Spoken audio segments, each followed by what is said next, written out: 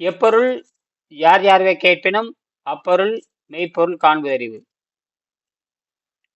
எப்பொருள் எத்தன்மையாயினும் அப்பொருள் மெய்ப்பொருள் காண்பதறிவு. சரி, எனக்கு யாரும் வரல, நான் பொதுவாக ஒரு பாடம் நடத்திட்டு போயிடுறேன். சரி, மனிதனுடைய தனிப்பட்ட வாழ்க்கை முறைனா என்ன? திருமூலர் 500 வருடங்கள் வாழ்ந்ததற்கான சரித்திர ஆதாரம் உள்ளது என்று இந்த புத்தகம் 14வது பக்கத்தில் எழுதியிருக்கிறேன்.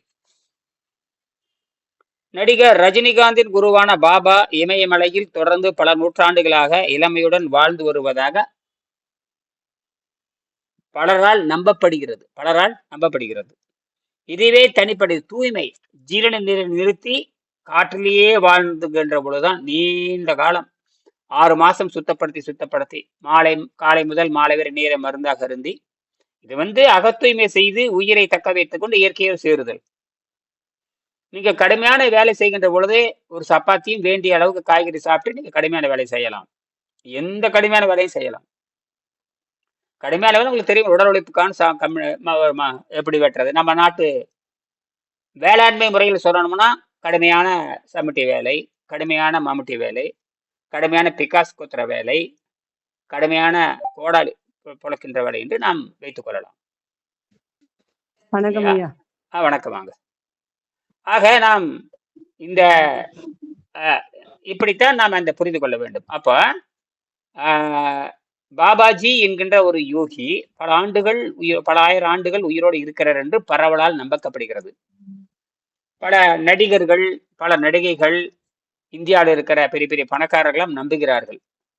இந்த மாதிரி பாபாஜி என்று ஒருத்தர் இருக்கிறார், கிரியாயோகம் என்று கற்றுக் கொடுத்தவர், அவருடைய சீடர்கள், அவருடைய மாணவர்கள் உலகம் பூரா பரவலாக இருக்கிறது. அதெல்லாம் ஒரு பக்கம் இருக்கட்டும். அது முக்கியமான ஒருவர் ஒரு யோகியின் சுயசரிதை என்ற நூலில் முக்கியமானவர் யோகானந்தர் அப்படிம்பாங்க. யோகானந்தர்னா இந்த கிரியா யோகத்தின் தொடர்பான மிகப்பெரிய ஒரு விஞ்ஞானி. யோகானந்த பரமஹம்சர் சொல்லுவாங்க. நான் அவரை காட்டுகிறேன். சரி,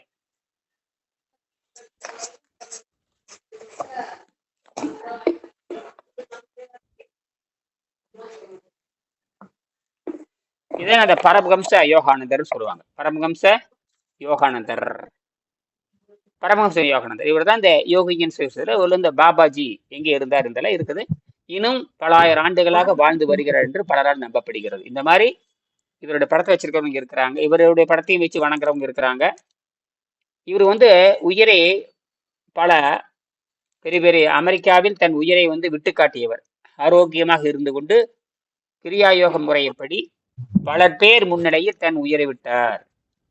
நீங்க செத்து போய் சுடுகாடாய் உயிரை விடுறீங்க, இவர் தானே உயிரை விட்டு காமிச்சார். பல்வேறு வகையான விஞ்ஞானிகள் முன்பாக அமெரிக்காவில், இந்த அமெரிக்காவை சேர்ந்த முக்கியமான அரசியல்வாதிகள், முக்கியமான பொறுப்பில் இருக்கிறவங்க, காவல்துறை, இராணுவத்துறை, முக்கியமான மக்கள் முன்னாடி ஒரு 1000 பேர்த்துக்கு முன்பாக தோராயமாக, குறிப்பாக கலிபோர்னியாவில் இவருடைய சான் பிரான்சிஸ்கோன்னு சொல்லுவாங்க. அங்க உலக புகழ்பெற்ற யோகதா சங்கம் இருக்கிறது. அங்கே தன் உயிரை பிரிச்சு காட்டினார். பிரிச்சுட்டா திருப்பி வர முடியாது. அப்ப பிரிச்சுட்டா திருப்பி வர முடியாது, தெரிஞ்சுதான் உயிரை பிரிக்கிறார். என்ன கடைநிலா சொல்றது புரியுதா? புரியுதுங்க. சொல்லுங்க. சார் என்ன ஐயா என்ன சொன்னேன்னு சொல்லுங்க. இவரை பத்தி பேசிட்டு இருக்கீங்க. ஆமா, ஒரு தடவை சொல்லுங்க. தப்பு பண்ணாதீங்க. இது வகுப்புக்கு என்ன பொழுதுபோக்க வர்றீங்களா? சரிங்க ஐயா. என்ன பொழுதுபோக்க வர்றீங்களா வகுப்புக்கு? இல்ல ஐயா. ஏன் தப்பு பண்றீங்க? வகுப்புக்கு வர்றீங்களா? கொஞ்சம் கவனம் சேதரிச்சு ஐயா.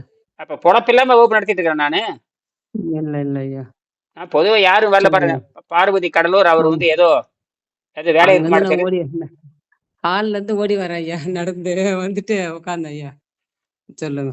அதே கவனத்துல உட்காரணும். வந்துட்டா அதே என்ன சொல்றாங்கன்னு கவனிச்சுட்டே இருக்கு. நீங்க தான் அப்புறம் அவர் யார கடலூர் அந்த புற்றுநோய்க்கு அவர் இருக்கா, அவங்க துணை வேற தான் கேட்கறாங்க. அதே வேலையில் இருப்பாங்களா எடுத்து சும்மா போட்டு உட்காந்துட்டாங்க. அப்படி இருந்தாலும் பரவாயில்ல. நான் வகுப்பு நடத்தும் பொழுது இது கவனிக்கணும். யாருமே வரல இன்னைக்கு. நீங்க ஒருத்தர் தான் இருக்கிறீங்க. அவங்க வேறு வேலையில் இருப்பாங்க, அணைச்சிட்டு போன்ட்டாங்க. அவ்வளவுதான். அது கரெக்ட் தான். நான் புதுசா சும்மா நடத்திட்டு இருந்தேன். யாரும் வரலைங்க, டக்குன்னு நீங்க வந்துட்டீங்க. ஆமா ஐயா. அப்படி எப்படி வராத இருக்க முடியாது ஐயா. நேத்து ஒரு நாள் வகுப்பு வரல. அதுவே எனக்கு இதுவா இருந்தது. சிரமமா இருந்தது ஐயா. அதனால வந்துட்டேன் இன்னைக்கு. ஆமா. அந்த தினம் யூடியூப்ல போடுறேன்னு அது வருதா இல்லையா உங்களுக்கு? அதை அப்படியே பாத்திர வேண்டியதுதான். வருதுங்க. வருதுங்க ஐயா. நான் அதெல்லாம் பார்த்து நோட் பண்ணி வச்சுக்குவேன். ஆமா. ஆஹ் அதுதான் முக்கியம். நேத்து வகுப்பு வரல. ஆமா. இன்னைக்கு காலையில என் பொண்ணு பேசுறது எழுதிக்கிட்டு வந்ததே இல்லையா? காலையில இன்னைக்கு பொண்ணு பேசுனது. வந்தேன் ஐயா. கேட்டேன் நானு. நேத்து நைட்டு கேட்டுட்டு தான் படுத்தேன் நானு. இப்ப இதெல்லாம் காலையில ஜனங்கலாம் பேசுனது, இப்ப வேலைக்கு காலையில வரக்கூடாது. பேசுனது வந்து இப்ப காலையில பேசுனது கேக்குறேன் ஐயா. ம். பாருங்க. இந்த கூட்டம். 20 விளக்கு எரியுது. அப்படியே 20 விளக்கு எரியுது. ஆ சரி, சரி. ஐயா இது இப்ப வந்து 2 நாள் கழிச்சு வரும்னாங்களாம். பையன் கேட்டு வந்திருக்கான் கடைங்கள்ல. ஆஹ் 2 நாள் பொறுத்துங்க வாங்கிட்டு வந்து குடுக்குறேன்னு சொல்லியிருக்காங்க ஐயா. உம் பிரெட் போர்ட. நான் ரெடி ஆஹ் பண்ணிடுறேன் ஐயா. காட்டுங்க. அதெல்லாம் வந்து ஆ உலக சான்று அதெல்லாம். ஆமாங்க ஐயா. அதே மாதிரி நான் ரெடி பண்ணிடுறேன். ஆமா 25 எல்இடி வாங்கிட்டு வர சொல்லுங்க. வெள்ளை எல்இடி வாங்கிட்டு வர சொல்லுங்க. சரிங்க ஐயா. எல்லாமே பண்ணுங்க. நீங்களும் ஆராய்ச்சியாளர் மாதிரி இதுல என் பொண்ணு எடுத்துட்டு போறாங்க. நேரடியாக ம். இங்கிலாந்துல போய் காட்ட போறாங்க இதையே. சரிங்க ஐயா. இதுதான் சாகாத பேட்டரிக்குன்னு ஒரு அடிப்படை. இன்னும் இதை ஆராய்ச்சி பண்ணி மேல கொண்டுட்டு போகலாம். இது சாகாத பேட்டரிக்குன்னு ஒரு அடிப்படை. கடையில இருக்கிற பேட்டரி வச்சு நம்ம பண்றோம். ம். நம்ம புதுசா எதுவுமே ஆமா. செய்யல. கடையில இருக்கிறத வச்சு ஐடியா பண்ணி இப்படி எல்லாம் இயங்கும். இது வந்து விஞ்ஞானிகள் சொல்லிடுவாங்க. ஆனா இது வரைக்கும் நான் காட்டுகின்ற இதுக்கு இப்ப இருக்கிற சான்றுகள் படி கிடையவே கிடையாது. நான் சொல்றதெல்லாம் எதுவுமே இப்ப பாடத்திட்டத்திலேயோ நான் புதுசா கண்டுபிடிக்கின்ற பொழுது அது பாடத்திட்டத்திலே இருக்கக்கூடாது. பாடத்திட்டத்திலேயே இருக்கவே கூடாது. இருக்கக்கூடாது. ஆமா. யாரும் கண்டுபிடிச்சிருக்கவும் கூடாது. யாரும் ம். எந்த வகையிலும் ஒத்து போக கூடாது. இப்ப நான் கண்டுபிடிச்சிருக்கிறது யாருடைய கருத்தோட ஒத்து போக கூடாது. யாருடைய கருத்தோட ஒத்து போகக்கூடாது. அதுதான் கண்டுபிடிப்பு. ம். ஏன்னா உலகத்துல என்னை தவிர யாரும் இல்லை. அப்ப நம்ம 20 பேர் தான். இப்ப இதுலயே ஒரு 4 5 பேர் செஞ்சுட்டாங்க. நீங்களும் செஞ்சு வருவீங்களா? அவ்வளவுதான், முடிஞ்சு போச்சு. ம். அப்ப இவங்க செய்ய போறாங்க. யாரு? கலைநிலா செய்ய போறீங்க. அப்புறம் பார்வதி அவங்க வாங்கிட்டாங்க. இவரு அந்த இன்னொருத்தர் பரமேஸ்வரி அவங்க செஞ்சுட்டாங்க. அவங்க பெறப்பட்டு வாங்கிட்டாங்க. அப்புறம் பிறைநிதல் அவங்க வாங்கிட்டாங்க. அவங்க வந்து அவங்க ம். யூனிவர்சிட்டிலேயே வேலை செய்றாங்க. அதான் ரொம்ப முக்கியம். என்னது? யூனிவர்சிட்டியில வேலை செய்றாங்க. யூனிவர்சிட்டில. அது சென்ட்ரல் கவர்மெண்ட் யூனிவர்சிட்டி. அதுதான் ரொம்ப முக்கியம். ம்ஹ்ம். அந்த ஒரு ப்ரொஃபசர் பார்த்துட்டாரு. அதை வச்சே பேசிக்கலாம். பாரு, ஏற்கனவே ஒரு ப்ரொஃபசர் பார்த்துட்டாருன்னு சொல்லிட்டு உள்ள நுழைஞ்சு சொல்லலாம். ஏன்னா ம். அவங்க அந்த ஸ்டாஃப், அதனால ஒரு மரியாதை இருக்கும். அதனால நீ எல்லாம் வேணா உள்ள போயிடலாம். எங்க வேணாலும் உள்ள போய் அவங்களுக்கு இதை காமிச்சிட்டோம்னா கடைசியில பேசவே தேவையில்லை. நாம தான் நோட்டீஸ் எடுத்துட்டு போயிடறோம் இல்லையா? என்ன பேசணுங்கிற செய்தி கொடுத்துறோம். அவங்க இதை பாத்துறாங்க, படிச்சு பாக்குறாங்க, மேட்ச் ஆகுதான்னு பார்ப்பாங்க. இது வரைக்கும் புதிய கண்டுபிடிப்பு ஆமான்ட்டு போயிடுவாங்க. மற்ற எங்களுக்கு தெரியாது, மற்ற நீங்க தொடர்ந்து ஆராய்ச்சி பண்ணுங்கன்னு போயிடுவாங்க. அடுத்து நாம் எங்க ம். போகணும்னு கேட்டீங்கன்னா, அடுத்து நான் செய்ய வேண்டிய வேலையை வந்து இங்கிலாந்துல காட்ட போறேன். இங்கிலாந்து எப்படி நாளைக்கு 10 நாள்ல கிளம்பிடுவாங்க. அவங்க கண்டுபிடிச்சு காமிச்சு நேரா நோபல் அங்க அங்க வந்து நோபல் பரிசு விஞ்ஞானிகளும் கிட்டத்தட்ட 144 பேர் இருக்காங்க. இங்கிலாந்துல மட்டும் 144 பேர் நோபல் பரிசு வாங்கியிருக்காங்க. உயிரோட இருப்பாங்க எப்படி இருந்து ஒரு 40 பேர் இருப்பாங்க. அவங்க மாசம் மாசம் மாசம் மாசம் வந்து அவங்க கூடி மாணவர்களுக்கும் மற்றவங்களுக்கெல்லாம் வந்து நோபல் மீட்டிங் சொல்லுவாங்க. அந்த மீட்டிங் நடத்துறாங்க. உலகத்துல எங்கேயுமே நடக்காது. அந்த வாய்ப்பெல்லாம் நமக்கு கிடைக்காது. நம்ம நாட்டுல நோபல் பரிசு விஞ்ஞானியே கிடையாது. நம்ம நாட்டுல நோபல் பரிசு விஞ்ஞானியும் கிடையாது. ம். அதுக்கு ஒன்று மீட்டிங் கிடையாது. அதெல்லாம் கிடையவே கிடையாது. அறிவியல் கழகமே கிடையாது நம்ம நாட்டுல. சும்மா பேருக்கு தான் இருக்குது எல்லாமே. தண்டக்கடன். அவன் கண்டுபிடிச்சு நோபல் பரிசு வாங்கினவன். அவன் வந்து பேசுறான் பாரு, அவங்ககிட்ட போய் காட்டணும். அவன் தான் இதை ஒத்துக்குவான். ஒத்துக்குவாங்க. அவங்க தான் கண்டுபிடிப்பாளர் காட்டினா மட்டும்தான் மரியாதை வரும். ம். சும்மா வாத்தியார்ட்டு காட்டுன்னு வச்சுங்க, வாழ்த்துக்கள்ட்டு போயிடுவான். அவனுக்கு என்ன தெரியும் வாத்தியார்கிட்ட? அவ்வளவுதான். அவனுக்கு என்ன தெரியும்? அவனுக்கு எந்த தகுதியும் கிடையாது. அவனுக்கு எந்த தகுதியும் கிடையாது. கிடையாது. அப்ப கண்டுபிடிப்பாளர் காட்ட சொல்லி தான் நான் சொல்றேன். அங்கதான் வந்து நோபல் பிரைஸ். ரெண்டாவது மட்டும் நாம எழுதுற கட்டுரை எல்லாம் அந்த நாட்டுலதான் இருக்கு. அந்த நாட்டுல மிகப்பெரிய உலகத்தரம் வாய்ந்த அறிவியல், அதாவது அந்த இதழ்ல அந்த அந்த அறிவியல் இதழ்ல செய்தி வந்துட்டாவே உலகத்துல இருக்க எல்லா விஞ்ஞானிகளுமே அந்த அறிவியல் நூல்ல தான் முதல்ல எழுதுவாங்க. அறிவியல் தளம் சொல்லுவாங்க. அது பேர் ஸ்பிரிங்கர் நேச்சர்னு சொல்லுவாங்க. ஸ்பிரிங்கர் அது 150 ஆண்டு வரலாறு உடையது. ம். அந்த அச்சகத்துல இருந்து அச்சாய் வெளிவந்தா தான் உலகத்துல எல்லா விஞ்ஞானியும் ஒத்துக்குவாங்க. என்னது? ம். நம்ம நாட்டு சொல்றோம் உலகத்துல இல்லையா? எல்லாமே இந்தியன் ஒத்துக்குவாங்க. எக்ஸ்பிரஸ்ல ம். வந்திருக்குது, ஹிந்துல வந்திருக்குன்னு ம். சொல்றாங்களே. ஐயோ, இந்தியில வந்துருச்சா அப்படின்னு சில பேர் சொல்றாங்களே. அப்படின்னா தரம் வாய்ந்த ஆராய்ச்சி, அவங்க அறிவியல் ஆராய்ச்சி மட்டும்தான் போடுவாங்க. உலக ம். விஞ்ஞானிகள்லாம் பார்த்ததுக்கு அப்புறம் அவங்க அனலைஸ் பண்ணி இது இப்படிதான் சாத்தியம் இருக்குன்னு சொல்றது மட்டும்தான் போடுவாங்க. அதனால அதுல வந்துட்டாவே 99.99 சரியா. அப்ப அந்த அந்த விஞ்ஞான தளம், அந்த அறிவியல் தளம் வந்து இங்கிலாந்துல தான் இருக்கு. ம். அங்க போய் நேர்ல காட்டணும். அங்க போய் நேர்ல காட்ட சொல்லி இதெல்லாம் நான் என்னுடைய கற்பனை. இதெல்லாம் 2 வேலை இருக்குது என் பொண்ணுக்கு 2 வேலை. ஏன்னா எல்லாமே அவங்க கல்லூரி பக்கத்தாலேயே இருக்கு. எல்லாமே. ம். கல்லூரி பக்கத்திலே இருக்கு. ஆமா. ஏன்னா அவங்க நாட்டிலே 144 நோபல் பரிசு விட்டு நம்ம நாட்டுல 2 தாண்டல 3 தாண்டல இயற்கையில.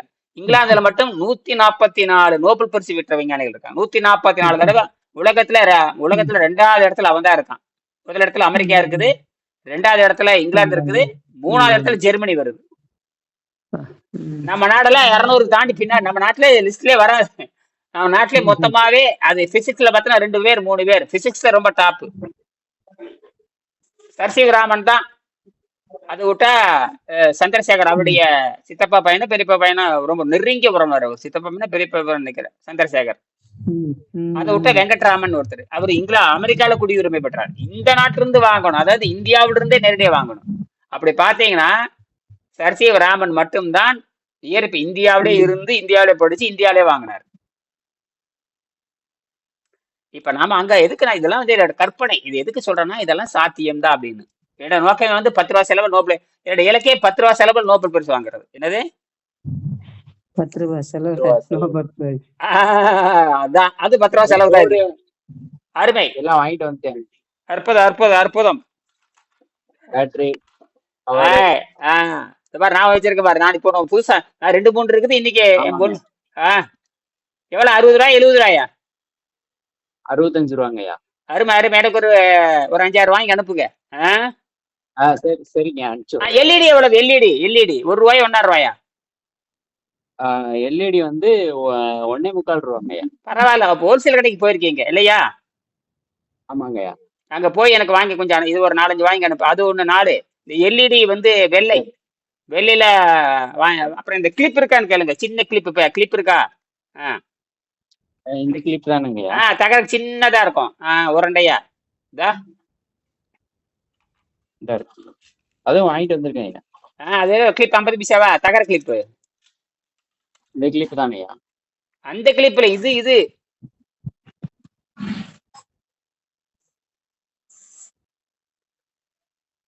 சொருக இருக்கு.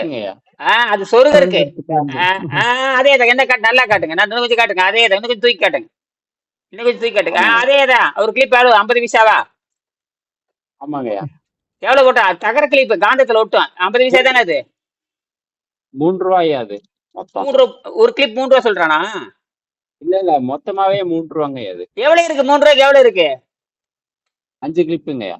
அப்படின்னா 1 35னா 1 ரூபா கூட இல்லையா தராங்க. அதாவது எத்தனை கிளிப் இருக்குது? 6 5 கிளிப்புங்கய்யா. 5 கிளிப் 3 ரூபாயா? 5 கிளிப் 3 ரூபானா எவ்வளவு வருது? 50 பைசா 5000 2 60 5000 30 60 பைசா தான் வருது.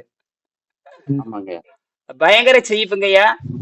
எங்க ஊர்ல சாதாரண எலக்ட்ரிக் கடையில 3 ரூபாய்க்கு விற்கிறா ஒண்ணுமே. அது வந்து 1 2 வாங்க. நான் வந்து 1 2 வாங்குறனால விற்பா. அது ரைட்டு தான். நாம 50 கேட்டா அவன் என்ன பண்றான்? இல்ல 50 இல்லைங்கிறான். 50 கேட்டா 50 இல்ல சார், வேற பக்கம் வாங்குங்கிறான். சரி நம்ம ஆராய்ச்சி பரவாயில்ல.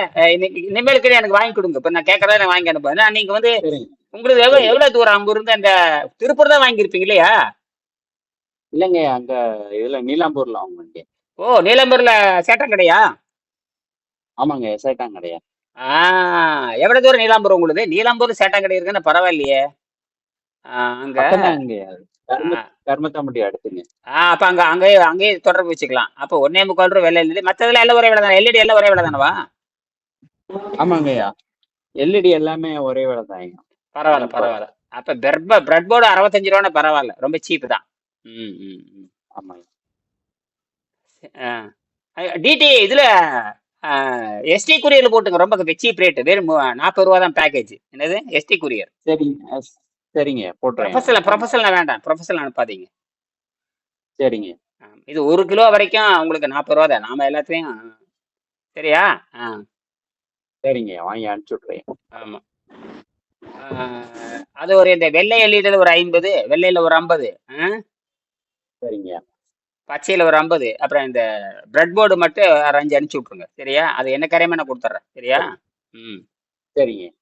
வேற என்ன தேவை? அப்புறம் இந்த கிளிப்பு வந்து கேளுங்க. இந்த கிளிப்பு சரிங்க, அது அந்த கிளிப்பை வாங்கிடுறேன். ஆமா, என்ன அவங்க இன்னும் ஒரு வாரத்துல கிளம்பிடுவாங்க. நாளைக்கே போய் அந்த வேலையை முடிச்சிருங்க. சரிங்க. என்ன சொல்லியிருக்கேன், எல்இடி எழுதி வச்சுக்க. எல்இடி வெள்ளையில் ஒரு 50, பச்சையில் ஒரு 50, அப்புறம் பிரெட் போர்டு ஒரு 4 போர்டு 5 ஒரு 4 5. சரிங்க அப்புறம் வந்து வேற என்ன, இந்த கிளிப்பு ஒரு 100 கிளிப்பு வாங்க, 100. சரிங்க. அப்புறம் என்ன தேவை, அவ்வளோதான். Bread board, LED light. Battery என்ன விலைங்க?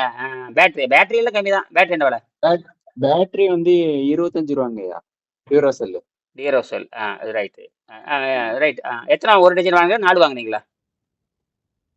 4 வாங்கினேங்கய்யா. அதான் 4 வாங்கின கடை ரேட் போட்டான். ஒரு பேக்கெட்டாக வாங்கியிருந்தா 22 ரூபா போட்டிருப்பான். ஒரு 12 இருக்கும். ம். சரிங்க. அப்புறம் அந்த பேட்டரி கவர் ஒன்று வாங்கினேன். இங்கே காட்டுங்க. பேட்டரி மாற்ற கவர்.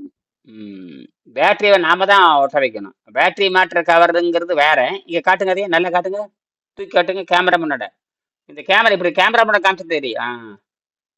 இது வந்து எப்படின்னா சாதாரண, அது வந்து இதில் கிராஃபைட் உள்ள கிராஃபைட் சொருகிற இடம் இருக்கான்னு பாருங்க. இருக்குங்கய்யா, அந்த மேல இருக்கியா 2. அந்த கிராஃபைட்டு 4 பக்கம் சொருகிற இடம் இருந்தா சொருனா போதும். நின்றுட்டா சரி, நின்றுட்டா அப்போ நீங்கள் டேப் அடிக்க தேவையில்லை. ஆமாங்க, கீழே மாட்டிக்கலாம் ஐயா, மேல சொருகிக்கலாம். எனக்கு நாளைக்கு ஒரு இந்த பாரு, நான் வந்து என்ன பண்ணியிருக்கேன்னா, இந்த கிராஃபைட் குச்சியை இந்த இந்த ரூல் பென்சில் நான் வாங்கினேன். ஆமாங்கய்யா, அதுதான் நானும் வாங்கியிருக்கேன். டூம்ஸ் பென்சில். நீங்க வந்து பெருசு வாங்கியிருக்கு. அது வந்து எல்லா ரகமும் இருக்கும். எல்லா ரகமே ஆமா இருக்குங்க. ஆமா. 2B 3B எல்லா ரகமும் இருக்கும். 2B இருந்து எல்லாமே இருக்கும்.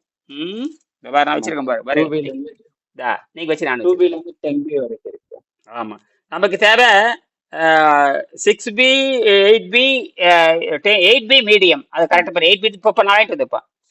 அது அடுப்புல அப்படியே வச்சிங்கன்னா, அடுப்புல வைங்க. கேஸ் அடுப்பு இருக்கா? இருக்குங்க. அதுல இந்த 8Bல 2 எடுத்துக்கங்க. எடுத்து அப்படியே அடுப்புல வச்சீங்கன்னா கருகிரும். பாருங்க, அப்படியே எடுத்துட்டு பாருங்க, முழுசா எடுத்துட்டு பாருங்க. சரியா? புரியுது. 2 நிமிஷம் தான். அப்படியே கருகர் விட்டீங்கன்னா பாருங்க, எடுத்தாச்சு பாருங்க. அழகா பத்தியம் உடையாம முனை முறியாம எடுத்தாச்சு பாருங்க. ஆமாங்க. இந்த 8B இப்பதான் வாங்கிட்டு வந்தேன். அது எவ்வளவு பாக்ஸ் வந்து எவ்வளவு போட்டான்? 90 ரூபாயா? இல்லைங்க, 48 ரூபாங்கய்யா. அப்ப எத்தனை பீஸ் இருக்குது? 6 பீஸ் இருக்கா? ஒரு பிளாஸ்டிக் பாக்ஸ் இருக்கு பாருங்க. 6 பீஸ் மொத்தம். 6 பீஸ்னா 6 8 48. அதான் 6 8 ரூபா போட்டிருக்கான். கரெக்டு தான். சரி, எல்லாம் சரிதான். கரெக்ட் ரேட் தான். எல்லாமே சரி. 2 லிட்டர் கரெக்ட். துல்லியமா வாங்கிட்டு, வெரி குட். துல்லியமா வாங்கிட்டு, வாழ்த்துக்கள். அற்புதம். இதுதாங்க நீ செய்யற வேலை. அதாவது நீங்க கிட்டத்தட்ட பாத்தீங்கன்னா ஒரு 80 மதிப்பு நீங்க வாங்கிட்டீங்க. இதுதான். சரிங்க, நைட்டு செஞ்சிடறேன். அதான் ரொம்ப சிம்பிள் தான். எவ்வளவுதான், அரை விரும்பி செய்யுங்க. அவ்வளவுதான், ஒண்ணும் இல்லை. பாருங்க இவங்க கலைநல செய்யறாங்க பாருங்க. இதுதான் விஞ்ஞானம்.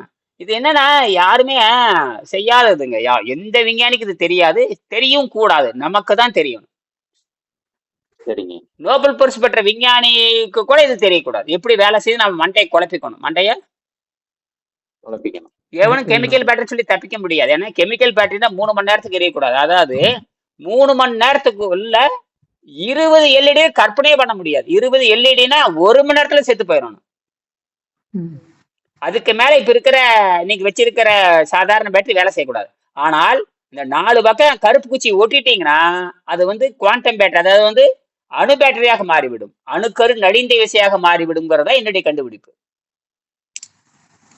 ஏன்னா நம்ம உடம்பு கார்பன் நல்லா புரிஞ்சுக்க. நம்ம உடம்பு கார்பனால் ஆனது. நமக்கு வந்து நியூட்ரான் வந்து உடம்பு உறிஞ்சிக்குது. ஆனா டாக்டர் அர்னால்ட் என்ன சொல்றாரு, நம்ம உடம்பு வந்து நைட்ரஜன் உறிஞ்சுங்கிறாரு. 2 ஒண்ணுதான். நைட்ரஜன் உறிஞ்சுன்னு சொன்னாலும் ஒண்ணுதான், பாடி நியூட்ரானை உறிஞ்சுன்னு சொன்னாலும் ஒண்ணுதான். சித்திரங்கள் சொன்னாங்க. காற்றை சுவாசின்னு சொன்னா இல்லையா? அந்த காலத்துல அவ்வளவுதான் சொல்ல முடியும். அந்த காலத்துல ஆமா. இப்ப நவீன காலத்துலதான் உடம்பை உறிஞ்சுகிறதுங்கிறீங்க. Nitrogen protein. ஏன்னா 7ஆம் அறிவுக்கு போறோம். 7ஆம் அறிவை பத்தி அமெரிக்காரனுக்கு அறிவு இல்லை, இங்கிலாந்துக்காரனுக்கு அறிவு இல்லை, கூகுள் ஜெமினிக்கு அறிவு கிடையாது. அப்ப மைக்ரோசாப்ட் கோ பைலட்டுக்கும் அறிவு கிடையாது, கூகுள் நோட் புக்குக்கும் அறிவு கிடையாது, ஃபேஸ்புக் மெட்டா அதுக்கும் அறிவு, ஒரு அறிவும் கிடையாம நம்மகிட்ட கதை விட்டுட்டு இருக்குது. ஏங்க நாங்க பலாயிரம் ஆண்டுகளுக்கு முன்பாகவே எவல்யூஷன் ப்ராசஸ், பசி தாக்கத்தை கட்டுப்படுத்துற பயிற்சி சாதாரணமா எங்க நாட்டுல இருக்கு. இவன் நமக்கு வைத்தியம் பண்றான். யாரு? இந்த முண்டங்கள், இந்த கிழக்கு மேற்கு நாட்டு முண்டங்கள், இந்த மருத்துவ முண்டங்கள் நமக்கு மருத்துவம் பார்க்குது. மருந்து உண்மையாலும் சரியாக இருக்குமானா மரணமே மனிதனுக்கு வரக்கூடாது. என்னது? மரணம் மனிதனுக்கு வரக்கூடாது மருந்து ஐயா. என்று ஒன்று உண்மையா சரியாக இருக்குமானால், மருந்து கொடுத்தால் நோய் நல்லாகும் என்று சொன்னால் மனிதனுக்கு மரணமே வரக்கூடாது இல்லையா? ஆமா. ஆமாங்க. அப்படி இருக்கப்ப ஏன் மரணம் வருது? நம்ம தின்ற மரண உணவுனால வருது ஐயா. அது நான் புரியுது. ஆனா விஞ்ஞானிக்கு நான் ம். கேட்கறது கேள்வி, மருந்து கொடுத்து நோய் குணமாக்க முடியும்ன்றது மரணமே வரக்கூடாது. ஆமா ஐயா. அப்படி ஆமாங்க. என்றால் அப்படி என்றால் என்ன பொருள்? அப்படின்னா இயற்கையோட நோக்கம் என்ன? மருந்து கொடுத்தால் நோய் நல்லாகவில்லை என்று சொன்னால் உடனே இயற்கையை பத்தி இயற்கை கையில் எடுக்கணும். நம்மள யார் படைச்சாங்க? கடவுள் படைச்ச எப்படா முண்டன்னு போயிட்டே இருக்கலாம். கடவுள் இயற்கை. படைச்சாரு எனக்கு என்ன மயிர் இருக்குடா? கடவுள் படைக்கிறான்னு சொல்ல என்ன மயிருக்கு எனக்கு நோயை கொடுத்தாய்? என்னது? ஆமா. ஆமா ஐயா. ஒரு அம்மா வந்து குழந்தைக்கு தாய்ப்பால் ஊட்டுறான்னு வச்சுங்க, அதான் உண்மை. குழந்தைக்கு போய் விஷம் ஊட்டினா என்ன அர்த்தம்? அவ பொம்பளையா இல்ல அவ பொம்பளையா ராட்சசியா? எந்த ராட்சசி கூட தன் குழந்தை கொலை செய்ய மாட்டான். எங்கேயாவது இப்ப தவறாக பெற்றிருந்தா கூட எங்கேயாவது தொட்டில் வச்சு எவனாச்சும் எடுத்து போட்டுன்னு போனது நேரடியா கொலை செய்யற. ஏன்னா எவனுக்கு தான் பெற்ற குழந்தை எப்படி கொலை செய்ய முடியும்? மனநிலை பாதிக்கப்பட்டவ கொள்ளுவா. மனநிலை பாதிக்கப்பட்டவ செய்வாங்க. அதெல்லாம் கோடியில் ஒண்ணுங்க. அதெல்லாம் நடக்காது. அதெல்லாம் சாதாரண மனித ஜென்மம் செய்யாது. கள்ளிப்பால் ஊத்து கொலை செய்யறதுல அந்த காலத்துல இருந்திருக்குதுங்க. அது வந்து வேற ஒரு பொம்பளை, அதுக்குன்னு கள்ளிப்பால் ஊத்து கொலை செய்யறதுக்கு ஒரு பொம்பளையே இருந்திருக்கு அந்த காலத்துல. காட்டு கூட்டு போய் கள்ளிப்பால் ஊத்தி கொண்டு போட்டு போயிடும். அதெல்லாம் கண்டுபிடிச்சிட்டாங்க பின்னாட. பாருங்க, அப்ப சேலத்துல அப்படி நடந்துட்டு இருந்தா சொல்லுவாங்க, அந்த காலத்துல சொல்லுவாங்க சேலத்துல அப்படி நடக்குமாமா. சேலத்துல அப்படின்னு சொல்றது கேள்வி. அப்படி அதுக்கு ஒரு ஆள் இருப்பாங்களாம், வந்து கள்ளிப்பால் ஊத்திட்டு போயிடுவாங்க. கொடூரம். அப்பா அப்பா அப்பா அப்பா, நினைச்சு பார்த்தாவே அப்படி நடுக்குது நமக்கு. என்னது? அப்படி ஒண்ணு நடந்தால் எப்படி இருக்கும்? இப்ப கற்பனை பண்ணிப்பாரு. அப்படி ஒண்ணு நடந்தால் அந்த குழந்தை என்ன பாடுபட்டு இருக்கும். அப்பா அப்பா, நினைத்து கூட பார்க்க முடியாது என்னால. அப்படின்னா கேள்விப்பட்டிருக்கேன் நான். ஏன்டா சொல்லுவாங்க கள்ளிப்பாத்து சும்மா விளையாட்டு கூட சொல்லுவாங்க, கள்ளிப்பாத்து கொண்டு போடுவாங்க விளையாடு கள்ளிப்பாத்து கொண்டு போடுவோம். ஒரு பாட்டில சொல்லுவாங்க, மகனே உன்னை குறு பண்ணிட்டே இருப்பா, உனக்கு கள்ளிப்பால் ஊத்திடுவேன் அப்படின்னு மிரட்டுவாங்க. அப்படின்னா ஒரு காலத்துல நடந்துருக்குது, ஏதோ ஒண்ணு நடந்திருக்குது. என்னது? நடந்திருக்கு ஐயா. ஆமா. இல்லைன்னா சொல்ல மாட்டாங்க. இல்லைன்னா சொல்ல மாட்டாங்க. அந்த செய்தி அப்படி அவங்களுக்கு எப்படி வந்தது? அப்ப அவங்க காலத்துல இருந்திருக்குது. பொம்பளை புள்ள ஆகாது, ஆம்பளை புள்ள என்ன, பொம்பளை புள்ள ஆகாது, ஆம்பளை பத்தி ஒரு புடிங்கி மாதிரி. ஆம்பளை வந்து உலகத்தையே காப்பாத்துறவன். அவன் வந்து உலகத்துல தெல்லவாரி ஆம்பளை தான். உலகத்துல படு தெல்லவாரி ஆம்பளை தான். எந்த தெல்லவாரியா எந்த ஆம்பளையாவது ஒழுக்கமா இருக்க ஒரு ஆளையாவது ஒழுக்கமான ஆம்பளைன்னு சொல்லுங்களா மக்கள்? இவர் ஒழுக்கமானவர், அன்பில் சிறந்தவர், எல்லாத்திலும் கிழித்தவர், ஏர் எடுத்தும் பார்க்காதவர், திறன்மனை நோக்காத பேராண்மை சான்றோருக்கு அறநல்ல ஆன்ற பிறக்கிறார். எந்த ஆம்பளை பொம்பளை திரும்பி பார்க்காம இருக்கிறான்? உடனே இவன் தான் இடிச்சிட்டு போயிட்டு இருப்பான். எந்த நடிகை இடுபாட்டுறது வந்து பார்க்காம எந்த ஆம்பளை இருக்கான் சொல்லுங்களா பார்க்கலாம்? இவன் தான் கோயிலுக்கு போறவன், இவன் தான் அம்மனை தரிசிக்கிறவன், இவன் தான் அம்மனை தரிசிக்கு போறவன். ஆடா முண்டகளா, நடிகை இடுப்பாங்க. ஃபுல்லா தண்ணி சாப்பிடுறவங்க ஐயப்ப மலைக்கு போறாங்க ஐயா. பெருத்துக்கிட்டே போகுது. கூட்டம் பெருத்துட்டே பாரு. பொழுது இப்ப என்ன, ஐயப்ப கோயிலுக்கு போறது பொழுதுபோக்கா மாறிடுது. ஆமா. உண்மையாலே நம்பியார்னு ஒருத்தர் இருந்தாரு, எம்என் நம்பியார், ஒரு எம்ஜிஆர். அந்த காலத்துல எம்ஜிஆர் கூட சண்டை போடுறது நடிப்பாரு. அவருதான் இந்த மாதிரி ஒரு சாமி இருக்குன்னு இந்தியாவுக்கு அறிமுகப்படுத்த அந்த ஆளுக்கு தான். எம்என் நம்பியார்னு ஒருத்தன் தான் இருந்தான். அவன் என்ன பண்ணுவான்னா, கேரளாக்காரன், அவன் தமிழ்நாடு பொழப்பு தேடி இங்க வந்தவன், பொழப்பு தேடி நாடோடி. எம்ஜிஆர் மாதிரி எம்ஜிஆர் காலத்திலே வந்துட்டாவன். நம்ப அப்படியே நடந்தது, கூத்தாடி பண்ணிட்டு கடைசியில் கொஞ்சம் ஒழுக்கமா இருந்தான். அவன் திருட்டு தரமா பண்ண மாட்டான், பொம்பளை சாவாசம் எதுவுமே. அதாவது சொல்லுவாங்க, எம்என் நம்பியார்னா ஒழுக்கமா இருப்பான் அப்படிங்கிறது எல்லாரும் சொல்லுவாங்க. அவன் இந்த சிவகுமாரி இவனெல்லாம் வந்து பொம்பளைக்கு சாவாசம் இல்லாதவனுங்க, நடிகைகளை. மத்தவன் பூரா மோசமான ஆளுங்க, மத்தவன் பூரா மோசமான ஆளுங்க. எல்லாமே ஸ்டெப்னி தான் இதெல்லாம் வச்சிருப்பான். எல்லாம் நமக்கு தெரிஞ்சது, அது நமக்கு தேவையில்லை. ஏன்னா அவரு தான் வந்து அந்த எம்என் நம்பியார் தான் வந்து இந்த ஐயப்ப சாமின்னு சொல்லிட்டு கொஞ்சம் தமிழ்நாட்டுல கொஞ்சம் அறிமுகப்படுத்தி, தமிழ்நாடு கேரளா அப்படியே கடைசி தமிழ்நாடு கேரளா கூட்ட வரதை பார்த்தேன்னு இப்ப எல்லாத்தையும் கிளம்பிடுது எல்லாருமே. இப்ப வடநாட்டுல இருந்து வர ஆரம்பிச்சாங்க. இப்ப எங்க, இப்ப தமிழ்நாடு போய், கேரளா போய், கர்நாடகா போய், ஆந்திரா போய், இப்ப எங்க போயிடுச்சு? வடநாடு வரைக்கும் போயிடுச்சு. இந்தியா முழுக்க போயிடுச்சு, எல்லாருக்கும் போயிடுச்சு. பொழுதுபோக்கு. அங்கிருந்து ரயில டக்கு ஒரு 10 நாள் வந்துட்டு கூத்தடிச்சுட்டு ஜாலியா திரும்பி போறது. இதெல்லாம் வந்து இவங்க நினைக்கிறாங்கன்னா, இதெல்லாம் பக்தின்னு நினைக்கிறாங்க இல்லையா? இது வந்து ஒரு அடிப்படை, அவ்வளவுதான். ஏதோ ஒண்ணு இருக்குன்னு போறாங்க. ஆனால் உங்க பிரச்சனையை தீர்க்க முடியுதானே? இல்ல. அதனாலதான் இந்த யோக மார்க்கம் என்பது பக்தியிலிருந்து முழுக்க 100 விழுக்காடு மாறுபட்டது. அது பேர் உச்சநிலைன்னு பேருங்க. அதாவது நம்பிக்கையினுடைய உச்சநிலை, நம்பிக்கையினுடைய உச்சநிலை. உச்சநிலை. அதனாலதான் 4ஆ பிரிச்சாங்க. பக்தி, கர்மம், ஞானம், யோகம்னு 4ஆ பிரிச்சாங்க. அது உண்மைதான். அது அடிப்படையில் அப்படித்தான் இருப்பாங்க, பக்தின்னு தான் இருப்பாங்க. அதுக்கப்புறம் கர்மம், அதுக்கப்புறம் ஞானம் படிக்கிறது, அதுக்கப்புறம் யோகம். இதுதான் டாப். அந்த யோகத்துல சிறந்தது ராஜயோகம்பாங்க. ராஜயோகம்னா வேற ஒண்ணும் இல்ல, பசி தாகத்தை கட்டுப்படுத்துறது தான். ஏன்னா பசிதானே நமக்கு அடிப்படை பிரச்சனை. பசிக்காத எதுக்கு திங்கிறீங்க? பசிக்காதானே திங்கிறீங்க. சரி, பசிக்காக திங்கிறது ஒத்துக்கலாம். ஆனா 3 வேளை திங்கிறீங்க, 3 வேளை பசி எடுக்குமே எங்கேயாவது? பொய்யல்லவா அத்தனையும்? அது என்ன, இப்ப கரெக்டா 8 மணிக்கு பசிக்கும், அப்புறம் கரெக்டா 1:30 மணிக்கு பசிக்கும், மறுபடியும் 7:30 மணி. என்னடா பொய் சொல்றீங்க பரதேசிங்க? ஏன் 7 மணிக்கு சாப்பிட்றது 8 மணிக்கு சாப்பிட்டா செத்துருவியா? இல்ல 8 மணிக்கு சாப்பிட்றது காலையில் 4 மணிக்கு செத்துருவியா? சரி, இப்ப 15 தடவை சாப்பிட்றவங்களும் சாகிறது இல்ல, அந்த உணவு இல்லாம இருக்கிறவனும் சாப்பிடுறது இல்ல. அதுக்கு நம்ம முன்னாடி நம்ம பார்த்தோம். இப்ப வந்து டெல்லியில ஒருத்தர் இருந்தாரு, சோனம் வாங்ஸ் இருந்தார். இப்ப பையன் கூட ஒருத்தன் உத்தரகாண்ட் ஒருத்தன் இருந்துட்டு, உத்தரகாண்டா இன்னொருத்தர் இருந்துட்டு இருக்கான். இவரை வச்சுக்குவோம், இந்த சோனம் வாங்ஸ். கரெக்டா 31 நாள் இருந்தாரு. அதுக்குள்ள வாக்குறுதி நிறைவேறிச்சு, மன்னிப்பு என்னன்னு சொன்னாங்க. மந்திரிகளும் ஓடி வந்துட்டானுங்க. அவ எங்க சாகல, என்ன மழைபந்தம் வந்துருச்சு, அவ்வளவுதான். மழைபந்தம் வந்தா மயக்கம் வந்துடும். மழைபந்தம் எடுத்துட்டே இருந்தாருன்னு வச்சுக்கங்க, அது 30 நாளைக்கு ஒருக்கா. இப்ப அதே மாதிரி நீங்களும் முயற்சி பண்ணலாம். நீங்க தாராளமா 15 நாள் என்ன பண்ணலாம், தாராளமா 30 நாள். நானு இப்ப 5 நாள் முடிஞ்சு இன்னைக்கு 6ஆவது நாளுங்கய்யா. 6ஆவது நாள் தான் சாப்பிட்டு இருக்கேன். இப்ப கால் வலி எப்படி இருக்கு? பரவாயில்லைங்க, இப்போ கொஞ்சம். நடந்து போய் பாருங்க. அதாவது ஏதாவது அதிகாலை நேரத்துல கூட்டம் இல்லாத இடத்துல அப்படியே கொஞ்சம் காடு கீடு இருந்தா நடந்து போவாங்க. பக்கம் காட்டு பகுதி இருக்கு, காட்டு பகுதி இருக்கா? இருக்குங்க. நடந்து போய் பாருங்க. பேரிச்சி பழத்தை மட்டும் எடுத்துட்டு போங்க, கருப்பட்டி மட்டும் எடுத்துட்டு போங்க. இப்ப கூட போயிட்டாங்க வந்தேன், வாக்கிங் போயிட்டாங்க வந்தேன். அப்ப செக் பண்ணி அப்படி பாருங்க. போறப்ப 2 கருப்பட்டி சாப்பிட்டு போங்க. அதெல்லாம் தப்பு பண்ணாது. கருப்பட்டி சாப்பிட்டு பேரிச்சி பழம் சாப்பிட்டு போறோம், அதெல்லாம் உணவு கிடையாது, சும்மா சாப்பிட்டு போலாம். என்னது? சரிங்க. அது அந்த அந்த பசிட்டேன்னா 2 பேரிச்சி பழத்தை போட்டுங்க. அப்படித்தானே இவங்க கலைஞரா பண்றாங்க. ஆமாங்க ஐயா, அப்படிதான் பண்ணிட்டு நீங்க ரொம்பவும் நீர் பயிற்சி போக தேவையில்லை.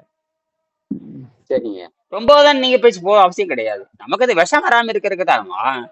ரொம்ப நீர் பயிற்சி போய் பிரயோஜனம் கிடையாது, அது தேவையில்லை. அப்படி பண்ண தேவையில்லை. அது வந்து இந்த பேரிச்சம்பழம் சர்க்கரை போட்டு நீங்க போயிட்டே இருக்கலாம். ஆனா அது உணவு கிடையாது. உங்க உடம்பு எனர்ஜி வந்துகிட்டே இருக்கு இல்லையா? அப்புறம் ஆமாங்க.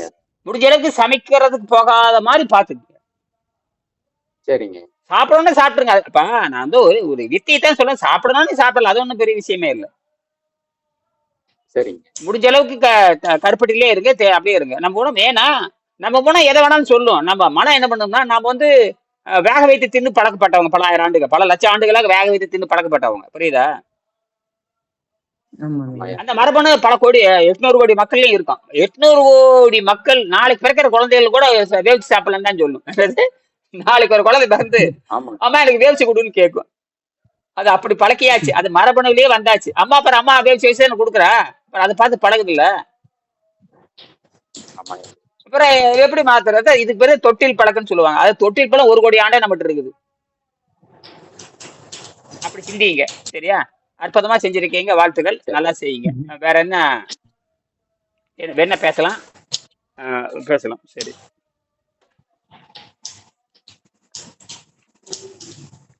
மனிதன் தனிப்பட்ட வாழ்க்கை, இது பேசி நிறைவு செய்யலாம். மனிதன் தனிப்பட்ட வாழ்க்கை முறை பத்தி நான் பேசலாம். இதுவே தனிப்பட்ட மனிதன் வாழ்க்கை முறையாகும். அதாவது ரஜினிகாந்தனுடைய குருன்னு சொல்றாங்க. இந்த மாதிரி பெரிய பெரிய பணக்காரர்கள் குரு. ரஜினிகாந்த் எல்லாத்துக்கும் தெரியுமில்ல, இந்திய அளவுல தெரியுமில்ல. அதனால அவரும் பாபாஜியை வணங்கிட்டு இருக்கிறாரு. அவரும் நம்புறாரு, இந்த மாதிரி நீண்ட காலமா ஒரு மனிதர் இருக்கிறாருன்னு நம்புறாரு. எத்தனாம் பக்கம் தெரியுமா? 226ஆம் பக்கம், 226ஆம் பக்கம், 46வது தலைப்பு. 46வது. அவ்வளவுதான் நம்புறாங்க. ஏன்னா இப்ப நாமளே அதனாலதானே இந்த டயட் கண்ட்ரோல் வந்தாவே நோய் நீங்கிட்டாவே வாழ்க்கை. இப்ப எப்போ நோய் நீங்கி பசி தாக்க கட்டுப்படி ஆகுதோ அப்ப நீங்க வாழ்க்கை நீட்டிக்குதுன்னு அர்த்தம். வாழ்க்கை நீட்டிக்குதுன்னு அதுதான் அர்த்தம். நீங்க சாகவே பாருங்க, எல்லாரும் செத்துட்டு இருப்பாங்க, நீங்க சாக மாட்டீங்க. பாருங்க, கலைஞர் நீங்க சாக மாட்டீங்க. ஏன் நீங்க சாக மாட்டீங்க? நீங்க காத்துல நீர்ல வாழ்ற, உங்களுக்கு எப்படி சாவு வரும்? வரும் நினைக்கிறீங்க நீங்க? வராதுயா. பசிக்காத உனக்கு கேக்குறாங்க ஐயா. எங்களுக்கு பசிக்கலன்னு சொல்லிடுறது ஐயா. பசிக்கலையா உங்களுக்கு? அதுதான் யோகமா. அப்ப சொல்லுங்க, அப்பதான் இதுதான் யோக மார்க்கம். ஆமா, இதான் யோக பயிற்சி. எங்களுக்கு பசி இருக்காது. பசி இருக்காத பொழுது உடம்பு இயற்கையாவே இயங்குது. ஆமா. அப்ப இயற்கையா இருக்கப்ப நான் ஏன் உடம்பை தொந்தரவு பண்ணணும்? நான் வந்து உயிர் வாழ தானே விரும்புறேன். எனக்கு தான் உயிர் தான் முக்கியமே தவிர உடம்பு முக்கியம் இல்ல. அப்படி அடிக்க எனக்கு உயிர் உடம்பு தான் முக்கியமே தவிர உடம்பு முக்கியம் இல்ல. உடம்பு இப்ப அப்படி அப்படி அப்படி கரெக்டா எப்படி பசிதாக இல்லைன்னு கேட்கறது கரெக்டான பாயிண்ட். இப்பதான் அப்ப நீங்க என்ன சொல்லணும்? அதுதான் யோக மார்க்கம், ம். அதுதான் பரிணாம மார்க்கம், ம். அதுதான் அறிவு மார்க்கம். அப்ப எனக்கு எப்படி நோய் நீங்குது? அப்ப எனக்கு உணவு பழக்கத்தினாலதான் அப்ப அடுத்த பாயிண்ட் எனக்கு உணவு பழக்கம் எனக்கும் உணவு பழக்கம் உங்களை மாதிரி இன்னைக்கு இப்ப நான் நினைச்ச உணவு பழக்கத்துக்கு போக முடியும், நான் நினைச்ச உணவு ம். பழக்கத்தை விடவும் முடியும். ஆமாய்யா. இப்படி கத்துக்கணும்னு நினைச்சீங்கன்னா அதுக்கெல்லாம் முறையா சிஸ்டம் இருக்கு. அதுக்கு கல்லூரி சேர்ந்து தான் படிக்கணும், கல்லூரி சேர்ந்து தான் படிக்கணும் படிக்கணும். படிக்கணும். ம். அப்படின்னு தெளிவா அப்படி அவங்க விவாதத்துக்கு வந்து எனக்கு சொல்லித்தாங்க, எனக்கு வாய்ப்பு இருக்கு, நானும் கத்துக்கிற மாதிரி அப்படி கேட்டா தான் நீங்க சொல்லணும். இல்லைன்னா சக்கரை நோய் தான், ஆமாம் சக்கரை நோய் தான். புற்றுநோயா, ஆமா புற்றுநோய் தான். வேற ஏதாவது, ஆமா அப்படித்தான். நீங்க நினைக்கிற மாதிரி தான். அப்படி சொல்லிட்டு போயிட்டே இருக்க வேண்டியது. ஏன்னா நம்ம வந்து நம்ம புரிஞ்சுக்கிறதுக்கு இவ்வளவு படாது பாடம் படுமே, அவன் எப்படி ஒரு ஏங்க 6 மாசமா பேசுறான், அதுவே நம்ம மறந்து வச்சிடறான். ஒரு நிமிஷத்துல அவனுக்கு என்னதான் தெரியும், எப்படிதான் புரிய வைக்க முடியும்? சாத்தியமே இல்லை. என்னது? சாத்தியமே இல்ல. அப்ப உங்களுக்கு தோல்விதான் மிஞ்சும். நல்லா தெளிவா இருங்க. அது தோல்விதான் மிஞ்சும் புரிஞ்சுக்குங்க. ம். அன்னைக்கு புடிபுடுன்னு புடிச்சின இல்லை. என்னையா 71 பக்கத்து மறந்துட்டீங்க, உடம்பு வந்து உணவை 4ஆ பிரிக்குது அப்படின்னு சொல்லும்போது, ஆமாம் திடக்கழிவா வெளியேறுது, ஆமாம் சிறுநீர் மூலம் வெளியாகுது, அதுக்கப்புறம் இரவல் ஒரு பகுதி நாக்கில் படிக்கிறது, அதுதான் தொண்டை வழியாக தொண்டை வரைக்கும் சுத்தம் பண்ணிட்டு அதுக்கப்புறம் வேக வைத்த காய்கறி மூலமாக மலப்பாதை சுத்தம் செய்ய வேண்டும். நாலாவதாக நாலாவதாக நாம் சாப்பிடுகின்ற மாவுச்சத்து கொழுப்பாக மாறி உடலில் பல பாகங்கள் படிந்து பல நோய்கள் காரணமாக அமைந்து விடுகிறது. இதைத்தான் மாத கணக்கில் நீர் பயிற்சி செய்து கரைத்து எடுக்க வேண்டும். கூட்டி கழித்து பார்த்தால் நம்ம உடம்பு இயற்கையா இயங்கிறது. நாம் சாப்பிட்ற உணவு வந்து நோயாத்தான் மாத்துதுல தவிர அதான் ஒரு நாளும் நமக்கு அது உதவி செய்யவில்லை. ஆமாய்யா. அப்ப உதவி செய்யாத பொழுது உதவி செய்யாத அந்த அந்த உணவை ஏதாவது பிரியாணியா இருந்தானே, இட்லியா இருந்தானே, இடியாப்பமா இருந்தானே, அம்மன் கோயில் பிரசாதமா இருந்தானே, கும்பாபிஷேக மஞ்சள் சோறு போட்டானே, இளவூட்டுல வந்து கரிசோறு போட்டானே, எதை போட்டாலும் அதை தாயா பண்ணும். ஆமாய்யா. நேத்து நான் எதுவுமே சாப்பிடலையா, ஹோட்டல்ல இருந்து வர வச்சாங்க. ஆமா சரி காலையில இருந்து தண்ணி மட்டும் தான் குடிச்சிருந்தேன். எல்லாரும் சாப்பிடலையா, பசியோட இருக்காங்க. ஒண்ணும் இல்லையா, கொஞ்சம் அவலும் பொரி எடுத்து கொஞ்சம் பொட்டுக்கடலை வேர்க்கடலை போட்டு சாப்பிட்டு தண்ணி குடிச்சிட்டு படுத்துட்டேன் ஐயா. அவ்வளவுதான், அவ்வளவுதான் முடிஞ்சே நேத்து. முடிஞ்சே போச்சு. ஹோட்டல் சாப்பிட்டு யார் ஐயா அவஸ்தைப்படுறது, அந்த ஐயா பொரியெல்லாம் தின்னுட்டு. படாத ம். பாடு படணும். குப்புன்னு ஏறி ஆ. உஷ்ணமாய் உடம்பு வெப்பமாயிருங்க ஐயா. சாதாரணம் இல்லைங்க, உடம்பு உடனே உஷ்ணம் ஏறிடும். என்னது? ஆமாய்யா. ஆமாய்யா. ஹீட் அது ஆயிரு, இது ஜாம் செஞ்சு ஆயிரும். பார்த்தா. அவ்வளவுதான். பேட்டரி எப்படி ம். சூடாகுதோ பேட்டரி ம். எப்படி சூடாகுதோ நம்ம பேட்டரி வந்து நம்ம கூலிங் பேட்டரி, அதனால நம்ம உடம்பு கூல் பண்றோம். நம்ம பேட்டரி எப்படி கூல் ஆகுது அதே மாதிரி தான். அப்ப கூல் பண்றோம். ரொம்ப சிஸ்டம். அதனால சரி முடிச்சுக்கிறேன். பாண்டிச்சேரி சரிங்க. யாராவது ரொம்ப தாமதமா வந்திருக்காரு. ரைட், பரவாயில்ல. வேலையில போயிட்டு நிறைய வந்தாரு. ஐயா, நீங்க நிறைய ஃபங்க்ஷன் ஐயா தலை கட்டுங்க ஐயா. சரி சரி ஃபங்க்ஷன் அவரு. சரி சரி பரவாயில்ல. சரி. சரி, பொதிவாயில் அது கீழே பார்த்தீங்கன்னா இது தனிப்பட்ட மனிதனின் வாழ்க்கை நோக்கமாக இருக்க வேண்டும். இது தனிப்பட்ட மனிதனுடைய வாழ்க்கை நோக்கமாக இருக்க வேண்டும். உங்க தனிப்பட்ட முடிவு என்னுடைய முடிவு கிடையாது. உங்க தனிப்பட்ட முடிவு. அந்த அளவுக்கு நீங்க தெளிவா இருந்தா தான் முடிவு எடுக்கணும். இது என்னது? தனிப்பட்ட வாழ்க்கை முறை. நான் என்ன சொல்றேன், ஒவ்வொரு தனிப்பட்ட வாழ்க்கை முறையும் தான் சொல்றேன். இது வந்து நீங்க செய்யுங்க, நான் அப்படிலாம் சொல்ல முடியாது. நீங்க விருப்பப்பட்டு சுத்தம் பண்ணிக்க வேண்டியதான். என்னது? நாங்க விருப்பப்பட்டு விருப்பப்பட்டு சுத்தம். சுத்தப்பட்டு செய்யணும். இப்படித்தான் நீங்க போய்க்கணும். இன்னைக்கு என்ன சொன்னாருன்னு செய்யக்கூடாது. அதுல தெளிவா சரிங்க இருக்கணும். ஐயா. என்னது? அதுல தெளிவா இருக்கணும். நன்மைதான். முயற்சி. அதாவது தெய்வத்தால் ஆகாதெனினும் என்ன அதுதான் உண்மை. அதனாலதான் டாக்டர் மகாலிங்கம் இதை அடிச்சு கொடுக்குறாரு. என்ன சாதா ஒரு பெரிய தொழிலதிபர் சக்கரை உணவு தயாரிக்கிற நிறுவனத்தை வச்சுட்டு உணவு வேண்டாம்னு சொன்னா என்ன சாதாரண விஷயமா? சர்க்கரை இல்லாத எவன் சாப்பிட்றான் உலகத்துல? சர்க்கரை தயாரிக்கிற நிறுவனமே 10 வச்சிருக்காருன்னா அவரே வந்து இது சரி இது உலகத்துக்கு போகும்னு சொல்லிட்டு செய்யறாருன்னா என்ன உண்மை இருந்திருக்கணும். என்னது? என்ன ஆமாங்க. உண்மை அப்ப இருந்தது. தான் செய்கின்ற தொழில் தர்மத்தை மீறி, சாராய தொழிலை மீறி, சக்கரை தொழிலை மீறி, விவசாய தொழில் அவர் பெரிய நில சுகாந்தார்.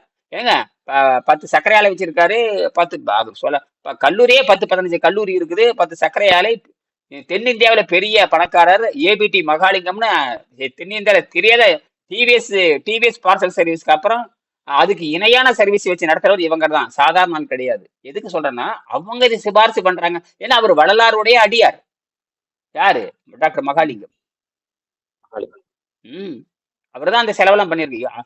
மகாலிங்கத்திட்ட தமிழ்நாட்டில் இருக்கிற அத்தனை சிவாலயம் சோழர் காலத்தது, பாண்டியர் காலத்தது, சேரர் காலத்துடைய அத்தனை சிவாலயத்திலையும் இருக்கிற அத்தனை கோயிலுமே இவர் கோடிக்கணக்கில் எல்லா கோயிலுக்கும் பணம் கொடுத்துருக்கு. சிவாலயத்துக்கு பூரா இவர் தான் பணம் கொடுப்பார். ஏன்னா இவர் பேரு சிவம் இல்லையா?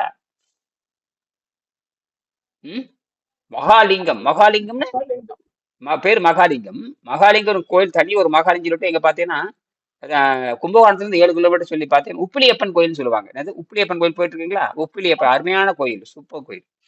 அந்த கோயிலுக்குள்ள இருக்கிற அந்த லிங்கத்து பேர் மகாலிங்கம்னே பேரு. அந்த முழு சிலை இவர் ஏத்துக்கிட்டாரு. நான் போயிருந்த பொழுது நான் சொல்றது ஒரு 20 வருஷம் இருக்கும், ஒரு 18, 19, 20 வருஷம் இருக்கும், அதோட ஒரு 17 வருஷம் இருக்கும். அப்போ வந்து அந்த கோயிலினுடைய அப்போ பல ஆண்டுக்கு அப்புறம் பிரம்மாண்டமான கோயில். அந்த கோயிலினுடைய கும்பாபிஷேகம் என்ற குடமுழுக்கு விழா நடத்துறாங்க. அந்த மொத்த செலவு இவரு தான். அதுல இவருக்கு ஒண்ணுமே இல்லை. அப்பவே ஒரு 4.5 கோடி செலவாச்சு. அதுல ஒண்ணுமே இல்லை. இவங்கள பல ஆயிரம் கோடி சம்பாதிக்கிறவங்க சாராய தொழிலுக்கு.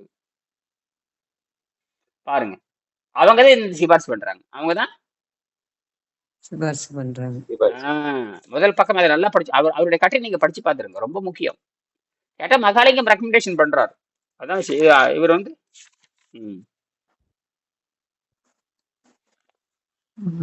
சித்தர்களால் தான் முடியும், வேற யாராலையும் முடியாது. சித்தர் அமெரிக்கால எங்க சித்தர் இருக்கானுங்க? முண்டங்க, சோத்து முண்டங்க, எல்லாம் பூரா பண்ணி முண்டங்க. இங்கிலாந்துல எவன் இறைச்சி திங்காம இருக்கிறான்? இங்கிலாந்துல பண்ணிக்கிறது திங்க எவனாச்சும் இருக்கானா?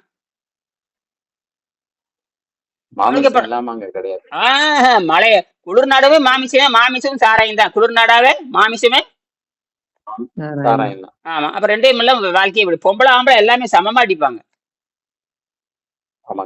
அவங்களுக்கு வெக்கமான சுறுசுறுனே இருக்காது. வெக்கமான சூடு சோறுன்னு இருக்காது. ஆமா. இறைச்சி தின்னுட்டு சாராயம் குடிக்கணும்னு ஒண்ணுமே இருக்காது. இறைச்சி தின்னுட்டு சாராயம் குடிக்கணும்னு ஒண்ணுமே இருக்காது. சரி, எந்த மாதிரி தொலைது. அதே மாதிரி இட்லி சட்னி சாம்பார் திங்கிறவனுக்கு மூளை வேலை செய்யாது. நானும் தின்னு பார்த்தவன் தானே. அதெல்லாம் ஒரு காலம். இப்ப நினைச்சு பார்த்தேன்னா ஆசையாத்தான் இருக்குது. போனோம்னா சளி பிடிச்சிக்கிட்டு தெரிஞ்சு போய் போனா சளி ஏறிடும். தன்னது சளி ஏத்துறோம். சளி ஏறியும் பாவனை போட்டு எரிஞ்சு விட மாட்டோம். அதனால பேச பாய போட்டு உணவு கண்ட பயமா இருக்கு ஐயா. இப்பெல்லாம் சாப்பிட்டு பார்த்துதான் அப்ப உணவு கண்டு பயப்படுற ரைட்டு தான். சாப்பிட்டு வந்து எப்படி வாந்தி எடுத்துன்னு சொன்னா தான் எங்களுக்கு புரியும். வாந்தி எடுக்க காய்ச்சல் நல்லா என்னை கேட்டேன். நாளைல இருந்து முடிச்சுட்டு ஒரு 3 நாளைக்கு எல்லாரும் மாறிடுங்க. எல்லாம் ஃபுல்லா சாப்பிடுங்க.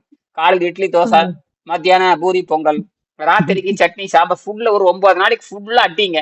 எல்லாரும் 10 கிலோ எடை ஏறிட்டீங்க. ஏத்திட்டு என்ன பண்ணுறது சொல்லுங்க. அப்ப மறுபடியும் என்னவோ தாடி கரையுங்க. எடை என்ன பரவாயில்ல ஐயா, வலி கொடுமை தாக்க முடியாது ஐயா. அதுக்கு நான் என்ன பண்ண முடியும்? ஏங்க சோறு திங்கிறான் இல்லங்க, அரைவாடி அப்படி பண்ணிடலாமா எல்லாரும்? கஷ்டப்படுது வேணாயிடும். ஒரு நேரம் சாப்பிட்டே கபம் ஏறிடுங்க. அது வெங்கடேசன் எழுதியிருக்காரு, பாத்தீங்களா இல்லையா? வெங்கடேசன் வந்து நான் ஆடம்பரத்திற்காக, அதாவது ஆரோக்கியத்திற்காக இல்ல, ஆடம்பரத்திற்காக உணவை நான் சாப்பிடுகின்ற பொழுது என்னோட சளி ஏறிவிட்டது, எடை ஏறுது, சளி வந்துருச்சு. அந்த மாதிரி எடை ஏறிடுது. சாதாரண உணவை சாப்பிடுகின்ற பொழுது எடை ஏறுது, சளி ஏறுது, கபம் ஏறுது. மீண்டும் நான் அதை நீர்பயிற்சி செய்து 3 நாட்களில் பல எடை கொண்டு வந்து மறுபடியும் நீர்பயிற்சி செய்து நாக்கில் அந்த பச்சை வாந்தியோ அல்லது மஞ்சள் வாந்தியோ நாக்கில் ஊத்தல் படுகின்ற பொழுது நான் வேக வைத்த முட்டைக்கோசை சாப்பிட்டு அந்த விஷத்தை ஏறிக்கி மீண்டும் என் உடம்பை நடுநிலைக்கு கொண்டு வந்துட்டேன். ஏறிய உடலை வந்து நான் நடுநிலைக்கு கொண்டு வந்து மீண்டும் நீர்பயிற்சிக்கு போயிட்டேன் அப்படின்னு எழுதியிருக்காரு. அதுதான் உண்மை. அந்த ஆராய்ச்சி பண்ணி பார்க்கணும். நீங்களும் வந்து பாத்துருங்க. என்னது இது வரைக்கும் நான் தொடர்ந்து சாப்பிட்டது இல்லை. அதான் விஷயமே. நான் தொடர்ந்து வெங்கடேசன் சாப்பிட்ற மாதிரி இன்னும் நான் இப்போ ஆராய்ச்சிக்கு போனதே இல்லை. நான் வெங்கடேசன் வந்து 3 நாள் தொடர்ந்து சாப்பிட்டு உடம்பு ஏத்தி இறக்கியிருக்காரு. அதுதான் உண்மை. அவர் ஆராய்ச்சியாளர் பண்ணுவாரு. நான் கூட பண்ணலாம். பண்ணா சொன்ன மாதிரி துன்பது ஒண்ணு இல்ல. முந்தானத்தை அந்த மம்டி சம்டி அடிக்கிறப்ப ஒரு தப்பு பண்ணிட்டு கொஞ்சம் எலுமிச்சம்பழ தண்ணியும் வெங்கடேசன் சொல்றத நான் மீறி இருக்கேன். அவர் என்ன சொல்றாருன்னா, கடுமையான வேலை செய்கின்ற விட ஒரு சப்பாத்தியும் வேக வைத்த காய்கறி சாப்பிட்டு நீங்க வேலை செய்யுங்கன்னு சொல்றாரு. நான் அதெல்லாம் விட்டுட்டேன். என்ன நோக்கம் வந்து அந்த 200 பனங்காய் போடணுங்கிறக்க போய் பண்ணி முடிச்சுட்டேன். இப்போ நாளைக்கு காலையில் போடான்னு இருக்கேன். நாளைக்கு காலையில் அனுபவ வகுப்பு இருக்கான்னு நினைக்கிறேன். காலையில் போடான்ட்டு மோட்டார்லாம் மாட்டிட்டாங்க. போய் முதல் தண்ணி விட்டுட்டு வரேன். எல்லாத்துக்கும் கொஞ்சம் அப்படியே சாகரமா இருக்குது. எல்லாம் உயிர் பிடிச்சிருச்சு. கொஞ்சம் அப்படியே ஒரு 100 மரம் வச்சதுல ஒரு 10-15 மரம் தப்பிச்சிடுது. அதுக்கு மட்டும் தண்ணி ஊத்திட்டு நீ ஒழுங்கா ஊத்துறாண்டு வந்துடுவேன். நான் ஆள் போட்டாச்சு இல்ல.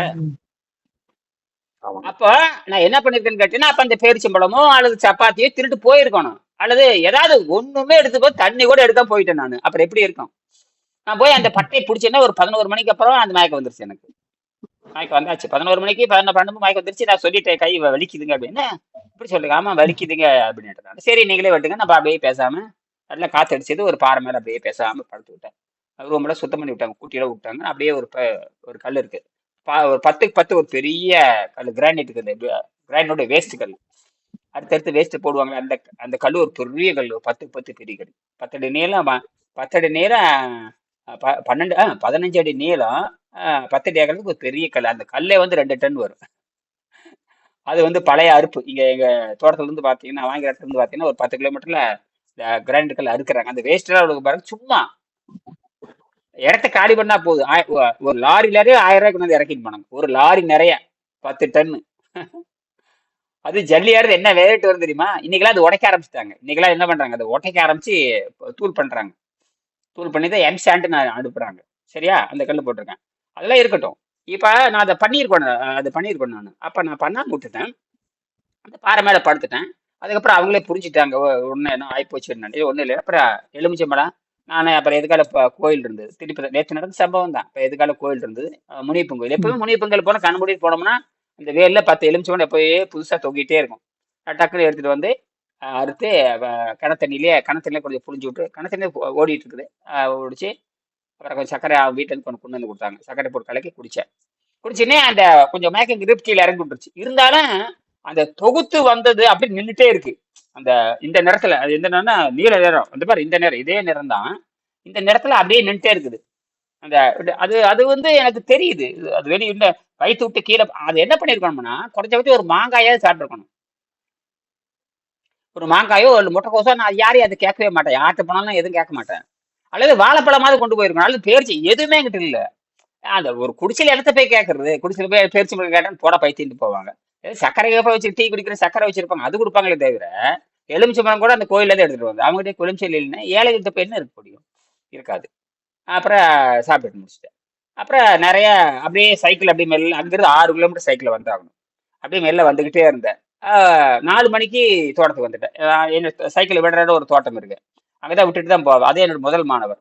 அவர் பெரிய பணக்காரரு.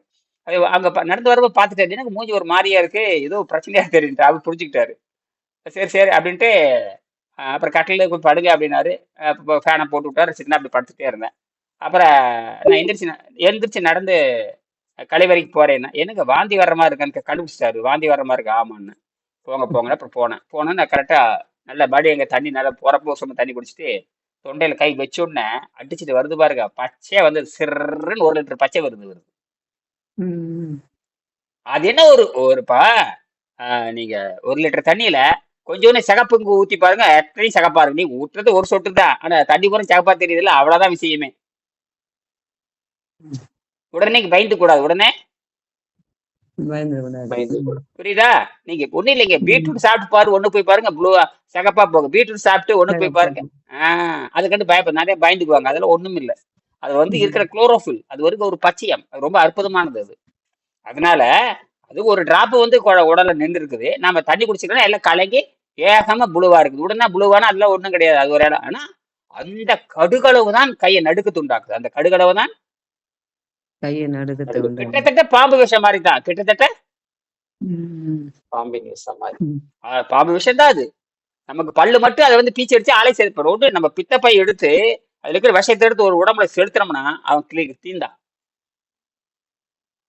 அவ்வளவு கொடூரமானது. ஏன்னா நம்ம சாப்பிட்ற கடுமையான மூலப்பொருளை, அது மாவுங்கிற மூலப்பொருளை, இறைச்சிங்கிற மூலப்பொருள் உடைக்கிறதுக்காகவே இயற்கை கண்டுபிடிச்சு அங்க வச்சிருக்கு. நம்ம விலங்குல இருந்து மாறி வந்திருக்கோம் இல்லையா? எதுல இருந்து மாறி வந்திருக்கோம்?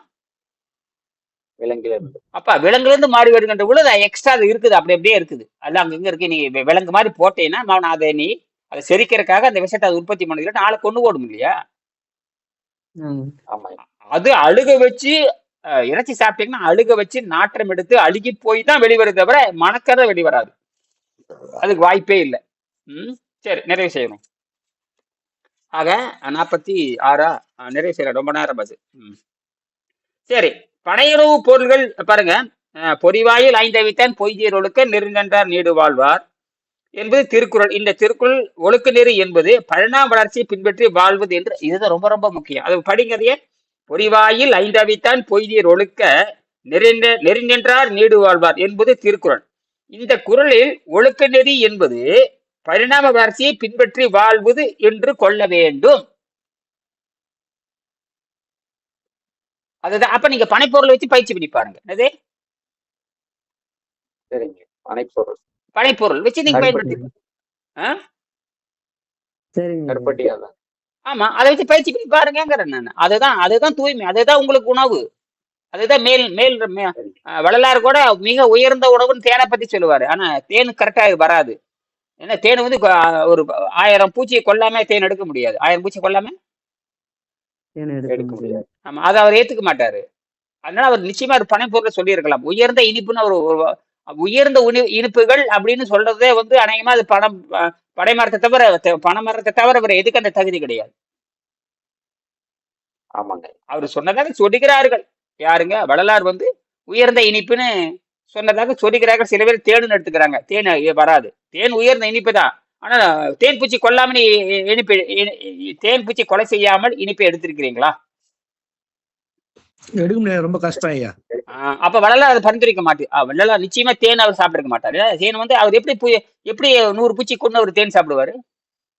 இல்ல யாராவது கொண்டாந்து கொடுப்பாங்களா? ஏத்துங்க. அவருக்கு அறிவு இருக்கு, பயங்கரமான அறிவாளிங்க. அவனுக்கு தெரியாதா? பார்த்தாலே கண்டே எத்தனை பூச்சியை கொண்டு வந்து கேட்பாரு. ஆளை கொலை செஞ்சு தேன் எடுத்துட்டு வர, எனக்கு அந்த வெங்காயமே வேண்டான்னு போயிடுவார்.